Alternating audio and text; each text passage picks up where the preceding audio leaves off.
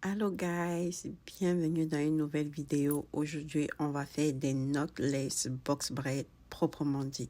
Donc, on commence toujours avec le carré déjà tracé qu'on va séparer ensuite en 3 parties égales. Comme vous voyez, de la gauche vers la droite, on a A, B et puis C.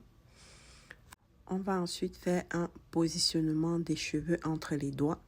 Donc, le A et le C vont se positionner entre le majeur et l'annulaire, comme vous voyez sur la vidéo. Et le pouce et l'index vont aller chercher le C. Ensuite, on va lui attribuer une quantité de la mèche équivalente à l'épaisseur des ABC.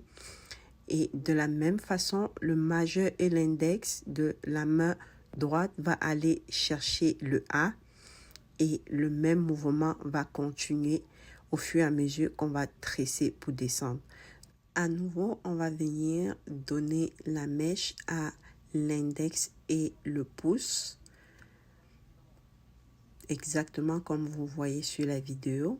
Ensuite, on va continuer les passages des différentes sections ABC entre les doigts, comme vous voyez dans la vidéo, en ajoutant la mèche après à la fin de chaque cycle de passage. Donc là, c'est la 3e fois qu'on ajoute la mèche. Ici, on est en train de faire des larges medium knotless braid. Donc, ça prend un peu plus de mèche, surtout la cliente, elle voulait avoir un certain volume. Donc, on va ajouter dans le cadre de cette vidéo la mèche 5 fois. Donc, je vous laisse regarder comment je fais. Après chaque passage, je viens reprendre la mèche qui reste. Je rajoute, ça c'est le dernier passage, donc le 5e que j'ajoute. Et regardez bien le passage, l'échange entre les différentes sections. Ensuite, je viens attraper la dernière mèche qui pend. Regardez ici, c'est une étape très importante. Regardez le changement de la position des doigts. Après qu'on a fini le passage des mèches, on change la position des doigts et qui se positionne maintenant par-dessus. Et vous voyez ce que je viens de faire. On essaye les cheveux doivent toujours être en dessous des extensions. C'est une technique qui permet d'avoir un rendu qui est propre et une coiffure qui va durer beaucoup plus longtemps. Parce qu'avec cette façon de faire, les cheveux vont pas vite sortir des extensions. Du coup, on va avoir un rendu qui est propre très longtemps. Donc, c'est une étape qui est très importante à ne pas négliger quand vous faites les réalisations de vos coiffures.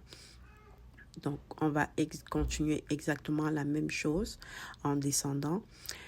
Je vais vous montrer ici quelque chose de très important encore. Comment ajuster la grosseur des différentes sections. Donc, vous voyez, si vous avez une section qui est plus grosse que les deux autres, comment le faire? Ça va être juste de retirer une fine partie, de mettre dans la partie où vous voulez l'ajouter et de continuer à tresser naturellement comme en descendant. Je vous laisse observer comment je fais en descendant. Donc, on va faire exactement la même chose jusqu'à la fin de la coiffure. Voilà le rendu magnifique.